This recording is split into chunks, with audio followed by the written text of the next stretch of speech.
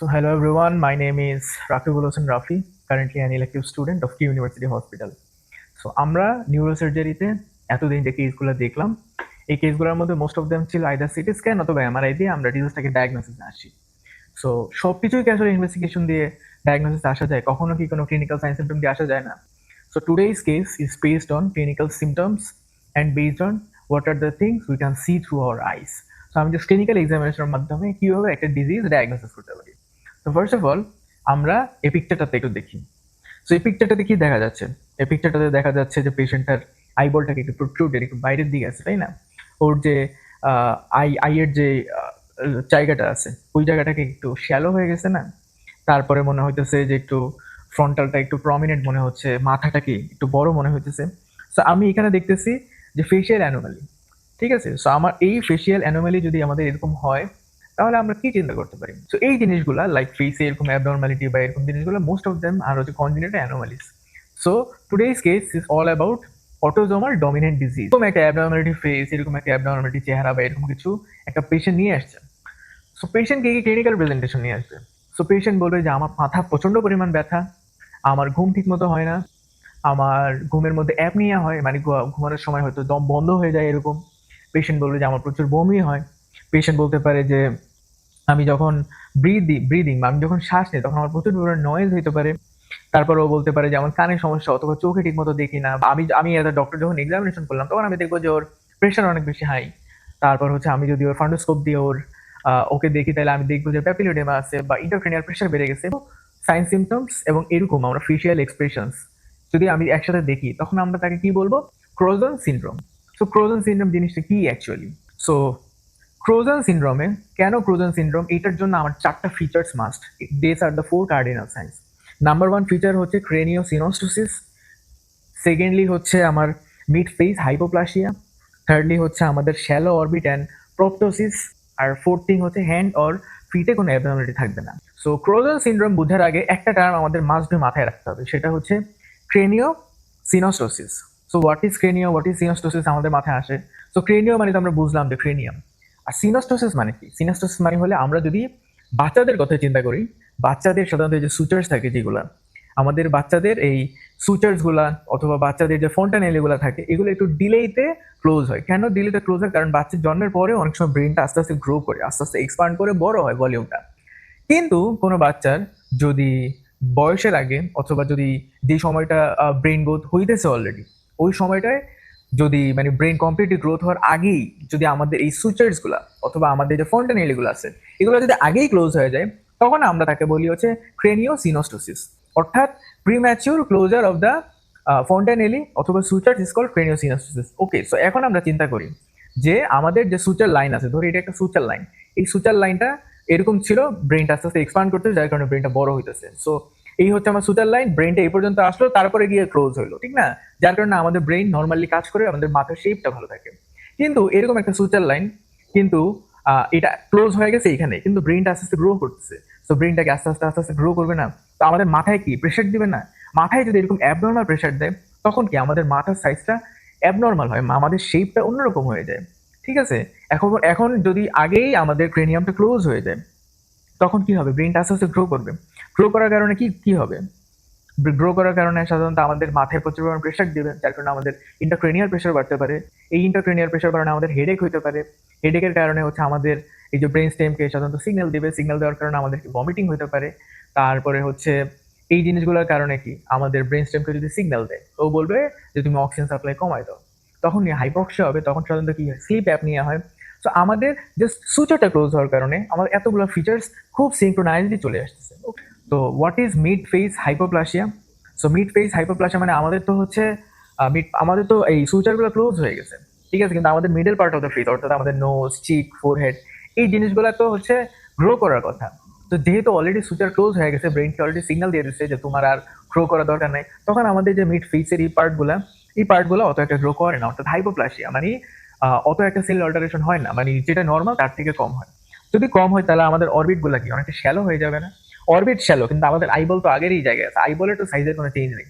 তো এরকম আমার শ্যালো কিন্তু আইবল, আইবল এরকম আমাদের নর্মাল সাইজ, তখন মনে হবে কি চোখটা বের হয়ে আসতেছে না? এই যে চোখটা বের হয়ে গেছে, এটাকে আমরা বলি হচ্ছে প্রপটোসিস। ঠিক আছে? এবং যদি এরকম হয় চোখটা বড় হয়ে গেছে বাট আইবল হচ্ছে আমার শ্যালো, আইলিড হচ্ছে আমাদের শ্যালো, তখন আমাদেরকে আইলিডটা ক্লোজ হইতে কি ইনকমপ্লিট হবে, ঠিকমতো ক্লোজ করতে পারবে না। সো এখন একটা জিনিস হচ্ছে কিভাবে আমাদের অবস্ট্রাক্টেড স্লিপ অ্যাপনিয়া হয়। সো যখন আমাদের ফ্রোজেন সিনড্রোম হয় তখন কি মিড ফেজটা কি হাইপোপ্লাসিয়া হয়, ঠিক আছে। হাইপোপ্লাসিয়া যদি হয় তাহলে সেল গ্রোথটা কি কমে যাবে। সেল গ্রোথটা যদি কমে যায় তাহলে আপার এয়ারওয়ে যা আছে, ওই আপার এয়ারওয়ে থেকে ঠিকমতো আমরা যদি চিন্তা করি এই পাশটা আমাদের সেল কমে গেছে, তাহলে আপার ওয়েটা কি, আপার এয়ারওয়ে যেটা, সেখান থেকে কি ঠিকমতো স্ট্রাকচারগুলো নামতে পারবে, ঠিকমতো স্ট্রাকচারগুলো কি অ্যাজ কন্টিনিউয়াস ফ্লো করতে পারবে, পারবে না। যদি না করে তখনই সাধারণত আমাদের আপার এয়ারওয়েটা রেস্ট্রিক্টেড হয়ে যায় বা রিডিউস হয়ে যায়, যার কারণে আমাদের নোজে কি নেজাল অবস্ট্রাকশন হয়, এবং নেজাল অবস্ট্রাকশন হওয়া প্লাস ফ্যারিংসটা যদি আমাদের ন্যারো হয়ে যায় which may lead to obstructed sleep apnoea. অর্থাৎ ফ্যারিংসটা ন্যারো হয়ে গেছে, ঠিকমতো বাতাস আসতে পারতেছে না, অক্সিজেন কমে যেতেছে, অবস্ট্রাকশন হয়েছে, যার কারণে অবস্ট্রাকটিভ ঘুমানোর সময় স্লিপ অ্যাপনিয়া মানে হচ্ছে ডিক্রিজ অক্সিজেন সাপ্লাই। ওকে, তো তিনটা জিনিস খুব সুন্দরভাবে রিলেটেড টু আমাদের যে ফেশিয়াল হাইপোপ্লাসিয়া। সো মেইন কথা হচ্ছে যে আমাদের ক্রোজাল সিনড্রোমটা কেন হয়। একটা কথা বলছি, এটা হচ্ছে অটোজোমাল ডমিনেন্ট। অটোজোমাল ডমিনেন্ট যদি হয় তাহলে আমাদের জেনেটিক কিছু মিউটেশন হবে। সো জেনেটিক যদি কিছু মিউটেশন হয়, অর্থাৎ আমাদের জেনেটিক অল্টারেশন হয়েছে, অল্টারেশন যদি হওয়ার কারণে আমাদের যে টাইরোসিন কাইনেজ এটা সাধারণত অ্যাক্টিভেট হয়। অ্যাক্টিভেট হওয়ার কারণে কি আমাদের অস্টিওব্লাস্টিক অ্যাক্টিভিটি, অর্থাৎ আমাদের বোনে 4টা সেল আছে না, অস্টিওপ্রোজেনিটর, অস্টিওব্লাস্ট, অস্টিওসাইট, অস্টিওক্লাস্ট। অস্টিওব্লাস্টের সাইট, অস্টিওব্লাস্ট মানে কি, অস্টিওব্লাস্ট মানে হচ্ছে একটা অ্যাক্টিভ সেল। তো এটা বেশি বেশি অ্যাক্টিভিটি করে, অ্যাক্টিভিটি যদি করে তাহলে বোন বেশি বেশি গ্রো হয়, যার কারণে কি হয় সেল প্রলিফারেট হয় এবং আমাদের এই সুচারটা আর্লি ক্লোজ হয়ে যায়।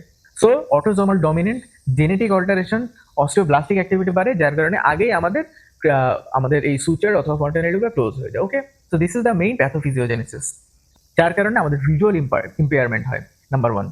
সো ক্রোজন সিনড্রোমের সবচেয়ে ইম্পর্টেন্ট বা সবচেয়ে ভাইটাল কোন জিনিসটা, এটার যদি আমি সবচেয়ে ভাইটাল বলি তাহলে মেইন কথা হচ্ছে এটা ইন্টারক্রেনিয়াল প্রেশার অনেক বাড়ায়। কিভাবে ইন্টারক্রেনিয়াল প্রেশার বাড়ায়, ওই যে যদি আমাদের প্রিম্যাচিউর সুচারটা ক্লোজ হয়ে যায়, ক্লোজ হওয়ার কারণে হচ্ছে ব্রেন বেশি বেশি প্রেশার দিবে, প্রেশার দেওয়ার কারণে ইন্টারক্রেনিয়াল প্রেশার বাড়ে। ওকে, এটা তো প্রথম আমাদের ক্রেনিও সেরেব্রাল ডিসপ্রপোর্শন একটা কারণ। সেকেন্ড হচ্ছে ক্রেনিয়ামে যখন এরকম অ্যাবনর্মালিটি দেখা যায়, ব্রিজে যখন অ্যাবনর্মালিটি দেখা যায়, তখন সাধারণত ভেনাস রিটার্নগুলো রেস্ট্রিক্ট হয়ে যায়। ভেনাস রিটার্ন যদি রেস্ট্রিক্ট হয়ে যায়, মানে ভেনগুলো যদি ঠিকমতো ফ্লো করতে না পারে, তাহলে ভেনের মধ্যে একটু প্রেশার বাড়বে না। সো তখন ইন্টারক্রেনিয়াল ভেনাস প্রেশারটা হচ্ছে বাড়ে। 3 নম্বর হচ্ছে যে প্রেশার বাড়তেছে কিন্তু আমাদের ব্লাডটা ঠিকমতো ফ্লো করতে পারতেছে না, অর্থাৎ আমাদের জায়গায় তো নেই ফ্লো করার, আমাদের ব্রেনটা তো এক্সপান্ড হওয়ার সুযোগ পাচ্ছে না। তখন আমাদের কি হয়, তখন সাধারণত হাইপোক্সিয়া হয়, অর্থাৎ অক্সিজেন সার্কুলেট করতে পারতেছে না, তাহলে অক্সিজেনটাকে আস্তে আস্তে কমে যাবে, কার্বন ডাইঅক্সাইড বেড়ে যায়। ঠিক এই কারণে আমাদের অবস্ট্রাক্টেড স্লিপ অ্যাপনিয়া হয়।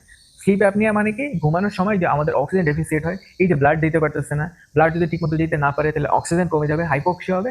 Ultimately it may cause obstructive sleep apnea which may also cause increased intracranial pressure.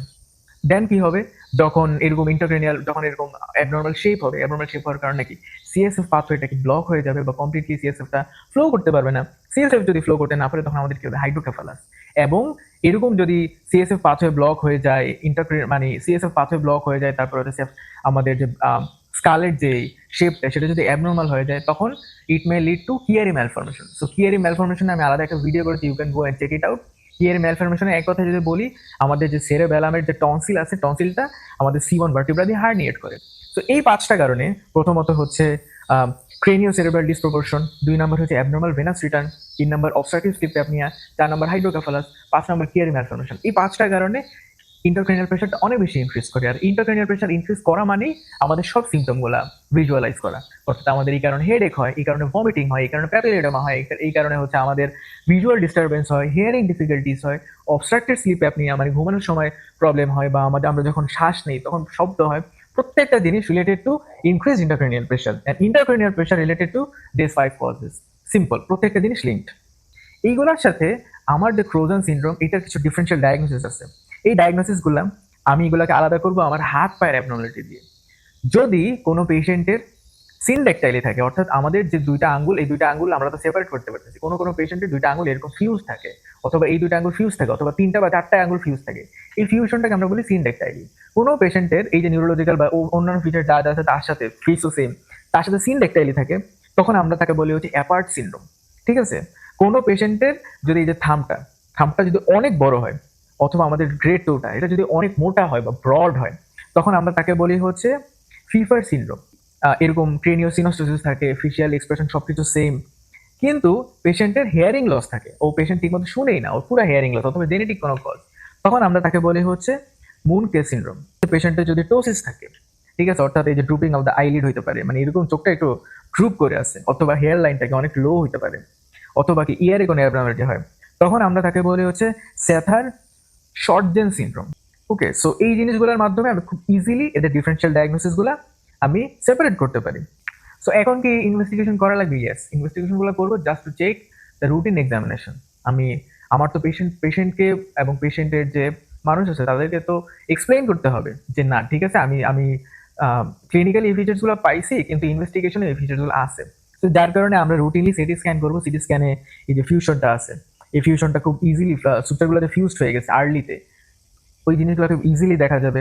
দেন অরবিটালে যে অ্যাবনর্মালিটি, স্কালে অ্যাবনর্মালিটি, এইগুলো খুব ইজিলি সিটি স্ক্যানে আসবে। এমআরআইতে দেখা যাবে যে ব্রেইনের ডেভেলপমেন্ট ওকে, অথবা পেশেন্টের হাইড্রোকেফালাস থাকতে পারে, কিয়ারি ম্যালফরমেশন থাকতে পারে, এগুলো খুব ইজিলি এমআরআইতে ভিজিবল হতে পারে।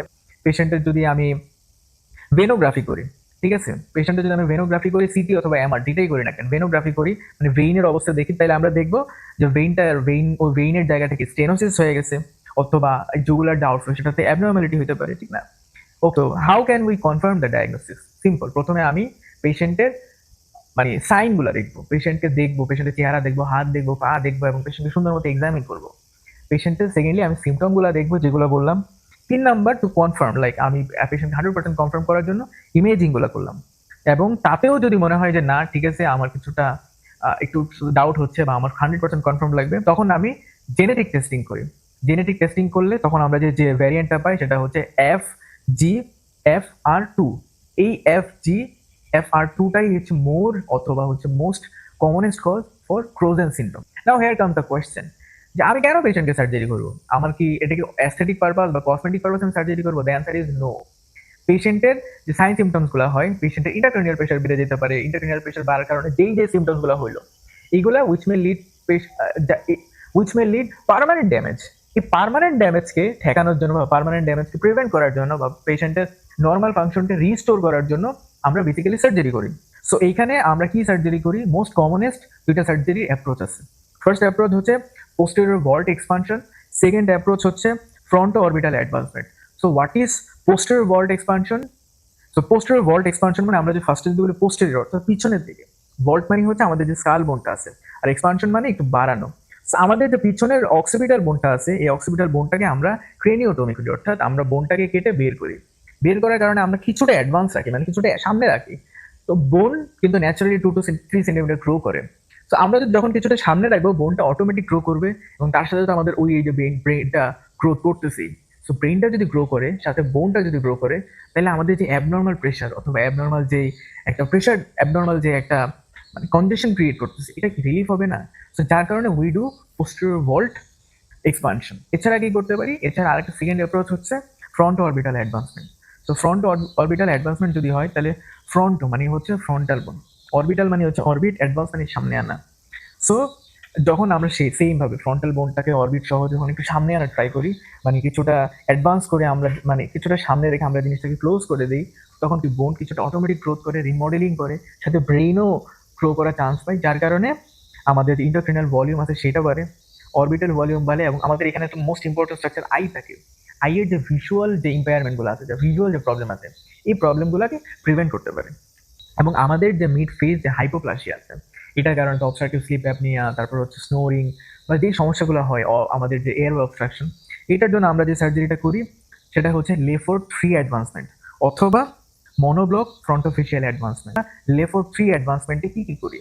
অরবিট, জাইগোমেট্রিক রিজিয়ন, ম্যাক্সিলা আর মিড ফেস, এগুলোকে আমরা অ্যাডভান্স করি, মানে সামনের দিকে নিয়ে আসি। এটা একটা অ্যাপ্রোচ। আর সেকেন্ড অ্যাপ্রোচ হচ্ছে মনোব্লক অ্যাডভান্সমেন্ট, অর্থাৎ ফোরহেড, অরবিট আর মিড ফেস। ঠিক আছে, এগুলো যদি আমি সামনের দিকে নিয়ে আসি, যার কারণে আমার প্রেশারগুলো রিলিফ হয়, অর্থাৎ আমার টোসিসকে রিলিফ করতে পারে, প্রোপটোসিসকে রিলিফ করতে পারে, সাথে আমার এয়ারওয়ে অবস্ট্রাকশনকে রিলিফ করতে পারে, অবস্ট্রাকটিভ স্লিপ নিয়ে রিলিফ করতে পারে। সো এই দুটো মেথডের মাধ্যমে ফেশিয়াল যে হাইপোপ্লাসিয়া, এইটাকে আমরা প্রিভেন্ট করতে পারি। সো যদি আমি সার্জারি করি, মোস্ট কমনেস্ট এখানে আমাদের সাইনাসগুলো থাকে। সাইনাস যদি রাপচার হয়ে যায়, তাহলে প্রচুর হেমোরেজ হতে পারে, ডুরা থাকতে পারে। এই ডুরাটা যদি আমাদের লিক হয়ে যায় বা ডুরা ইঞ্জুরি হয়, ডুরা ইঞ্জুরি হলে কি ভেন্ট্রিকল থেকে সিএসএফ গুলোতে বের হবে ডুরা দিয়ে, যার কারণে আমরা কি বলি সিএসএফ লিকেজ হতে পারে। ওকে, এছাড়া কি হতে পারে? আমাদের ব্রেনে কোনো ইঞ্জুরি হতে পারে। সো দ্য কেস সামারি, আমরা এরকম একটা ফেসের অথবা এরকম একটা এক্সপ্রেশনের একটা পেশেন্ট পাইলাম, পেশেন্টের হেডেক ছিল, ভমিটিং ছিল, বলতেছে রাতে ঘুমানোর সময় অ্যাপনিয়া হয়, কিংবা ওর যখন শ্বাস নেয় তখন প্রচুর পরিমাণ শব্দ হয়। তারপর হচ্ছে ওর আদার সিমটমসগুলো ছিল। পেশেন্টকে আমি ক্লিনিক্যালি ডায়াগনোসিস করে ফেলছি frozen syndrome. But to advancement অথবা টু কনফার্ম আমরা সিটি স্ক্যান করলাম, এমআরআই করলাম, ভেনোগ্রাফি করলাম। ভেনোগ্রাফি করে আমি পেশেন্টের এভিডেন্সগুলো বের করলাম যে হ্যাঁ, দিস ইজ দ্য রিজন। এবং এইটার কারণে, পেশেন্টের এই সিনড্রোমের কারণে মেইনলি যেটা হয় সেটা হচ্ছে ইন্টারক্রেনিয়াল প্রেশার বেড়ে যায় এবং ব্রেইনটাকে কম্প্রেস করে, যার কারণে এই 5টা ফিচার্স হয়। এই 5টা ফিচার্সকে যখন হয় তখন আমরা সাধারণত উই মুভ টু সার্জারি। সার্জারির জন্য আমরা কি করি? পোস্টেরিয়র ভল্ট এক্সপানশন অথবা ফ্রন্টো অরবিটাল অ্যাডভান্সমেন্ট করার কারণে কি হলো? প্রেশারটা রিলিফ হইলো, সিমটমগুলো কমে গেল এবং ব্রেইন এনাফ স্পেস পাইলো টু গ্রো, যার কারণে ব্রেন গ্রোথটাও ঠিক থাকলো, আমার বোনের গ্রোথটাও আগের মতো রিজলভ হয়ে গেল, এবং যতগুলো সিমটম আছে, প্রেশার আছে, কিংবা যা যা ম্যালফরমেশন হয়েছে ওই জিনিসগুলো আস্তে আস্তে রিজলভ হওয়া স্টার্ট করলো। এবং এই ইন্টারক্রেনিয়াল প্রেশার বাড়ার কারণে আদার যে ফিচার্সগুলো হয়, প্যাপিলিওডেমা হতে পারে, হাইড্রোকেফালাস হইতে পারে, সাথে কিয়ারি ম্যালফরমেশন হইতে পারে। এই জিনিসগুলোকে প্রিভেন্ট করার জন্য আমরা এইগুলা ডেফিনিট কিছু সার্জারি বা ডেফিনিট কিছু ম্যানেজমেন্ট করি। এবং পেশেন্টের যেহেতু ফেশিয়াল হাইপোপ্লাসিয়া হয়, হাইপোপ্লাসিয়ার জন্য আমরা লেফোর্ট অ্যাডভান্সমেন্ট 3 সার্জারি অথবা মনোব্লক সার্জারি করতে পারি, যার কারণে আমাদের ফেশিয়াল যে হাইপোপ্লাসিয়া এইটাকে প্রিভেন্ট করে আমরা ফাইনালি রিজলিউট করতে পারি। So yeah, that's all for today's case. This is a very rare malformation. এই জিনিসটা মানে এত রেয়ার যে এখানে খুবই কম একটা পপুলেশন ওয়ার্ল্ডের মধ্যে এই ম্যালফরমেশনটা হয়। আই এম সো লাকি যে I got to C this case in Japan, যার কারণে I wanted to share this case. হয়তো এই কেসগুলা বাংলাদেশে নাও পাওয়া যেতে পারে, বা পাইলেও খুব রেয়ারলি, খুব কমই আর কি এগুলো দেখা যায়। So that fascinates me a lot to get a rare case and get to know about this rare case. So thank you so much for watching. I hope more interesting case সামনে আসলে আমি আরো সুন্দরভাবে nicely explain করতে পারবো।